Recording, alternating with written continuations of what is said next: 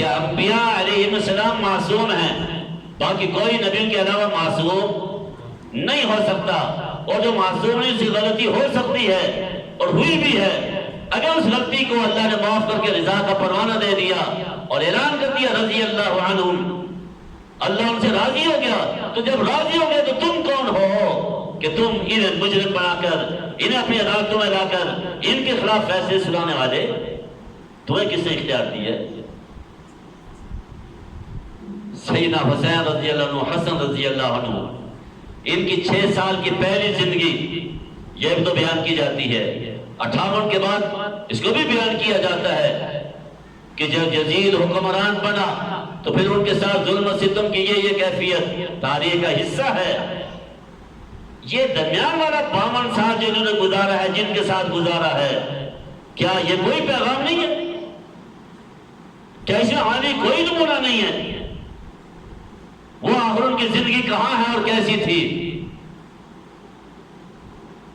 یقیناً 6 سال کے پہلے والا بھی حسین ہمارا ایمان ہے، 58 کے بعد والا بھی حسین ہمارا ایمان ہے، لیکن درمیان والا 52 سال کا سبھی حسین کے یہ بھی ہمارا ایمان ہے۔ آدھے کو چھوڑ کر، زیادہ کو چھوڑ کر تھوڑا سے لیں، یہ بات بھی درست ہے۔ صحابہ اور اہل بیت یہ ہمارا ایمان ہے۔ اور اگلی بات ایمان ہے، وہ ہمارے لیے نمونہ بنائے گئے ہیں۔ آپ کی ساری عظمتوں کو مانتے ہوئے میرا نبی آپ کو بھی میرے لیے نمونہ بنا کر گیا ہے۔ کیا آج آپ کی زندگی وہ میرے جیسے کے لیے جس کی چند نسلوں کے بعد ایمان نہیں ہے، میں آپ کی زندگی میں اپنے لیے ایمان اور دین کے حوالے سے نمونہ تلاش کر سکتا ہوں؟ وہی نبوت کے خاندان سے تعلق رکھنے والا جو بھی ہے، وہ ان کے چچا ہوں، عباس ہوں، چچا باپ کی طرح ہوتا ہے۔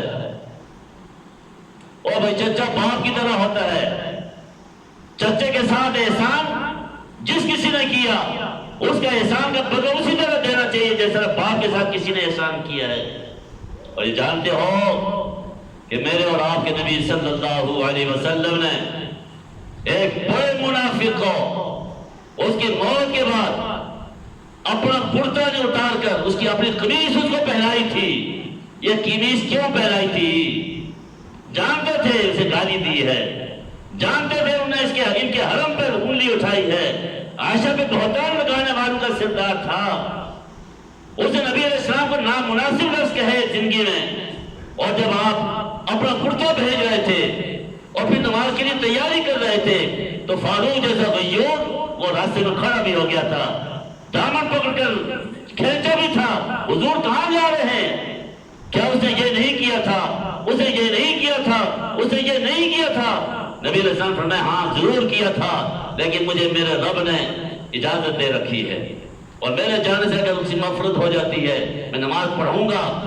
اپنا کرتا بھیجا تھا، اور یہ بھی ساتھ مطالبہ تھا کرتا بھی وہ بھیجیں جو آپ کے جسم کے ساتھ لگا ہوا ہے۔ جسم کے اور کرتے کے درمیان کوئی اگر کپڑا ہے وہ کرتا بھی نہیں، نبی علیہ السلام نے اپنے مبارک جسم سے لگا ہوا کرتا بھیجا تھا۔ کیوں؟ وجہ تھی کہ جب یہی چچا عباس رضی اللہ عنہ بدر کے قیدی بن کر آئے تھے، بدر کے قیدی بن کر آئے تھے، اور بھی قیدی تھے، یہ بھی قیدیوں میں تھے، اور بڑا بھی میرے اور آپ کے نبی کا انصاف کا ایک نظام، یہ بڑے لمبے قد کے تھے اور جہیر الصوت تھے۔ ان کے بارے میں آتا ہے 8 میل دور تک عباس کی آواز جاتی تھی رضی اللہ عنہ، 8 میل دور تک ان کی آواز جاتی تھی۔ یہ جب قیدی بن کر آئے سارے قیدیوں کی مشقیں کسی گئی، سارے اپنی اپنی جگہ پوڑے ہوئے، مشقیں کسی گئی، اور یہ بوڑھے تھے، مشقیں کسی ہوئی تھی، وقفے وقفے سے ان کی زبان سے آواز نکلتی تھی، آہا کی آواز نکلتی تھی۔ نبی علیہ السلام جو ہی یہ آواز سنتے تو چہرے پہ تکلیف کے آثار محسوس ہوتے، جو ہی عباس کی آواز، چچے کی آواز نکلتی تو نبی علیہ السلام کے چہرے پہ تکلیف کے آثار محسوس ہوتے۔ مزاج شناس لوگوں نے پہچان لیا، چپکے سے ایک نے جا کر حضرت عباس کی مشقیں ڈھیلی کر دی، مشقیں ڈھیلی کر دی، اور مشکل ڈھیلی ہوئی تو آواز بند ہو گئی. تو جب کافی دیر تک آواز نہیں آئی تو نبی صلی اللہ علیہ وسلم نے پوچھا، عباس کی آوازیں آ رہی تھی کہاں حضور؟ مشکل کسی ہوئی تھی اور آواز اسی لیے نکل رہی تھی، اور آپ کے چہرے کو دیکھ کر مشکل ڈھیلی کر دی گئی ہیں.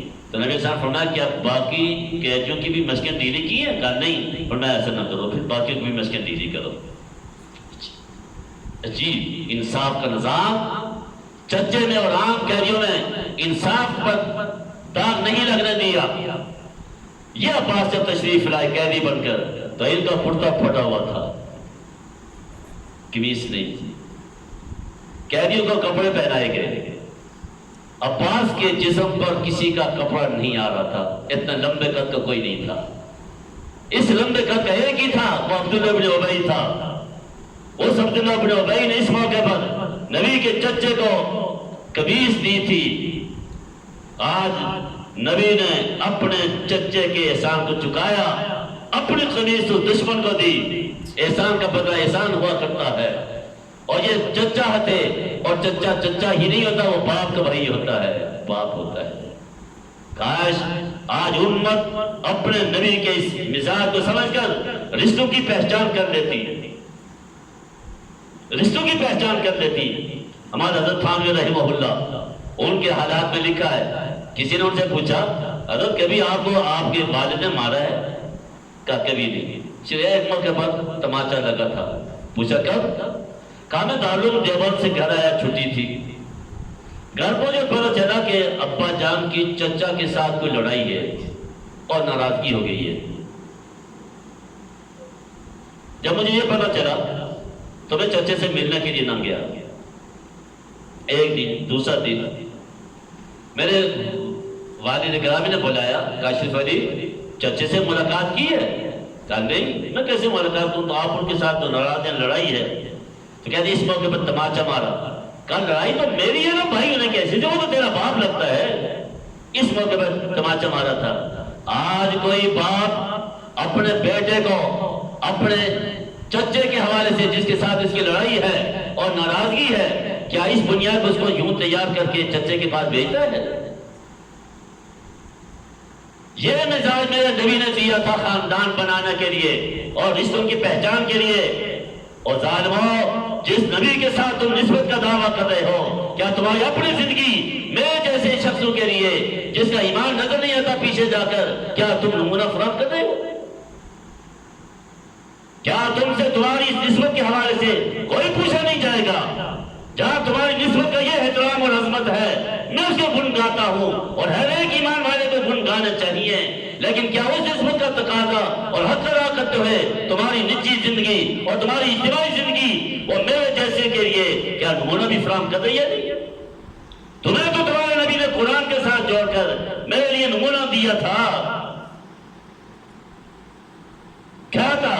اور موت کے وقت کی بڑے کی وصیت اسے تو ہر شخص قبول کرتا ہے، اولاد اس لیے قبول کرتی ہے، باپ کی وصیت ہے، رائے گاہ نہیں جانی چاہیے، وہ تو تمہارے نبی کی وصیت ہے.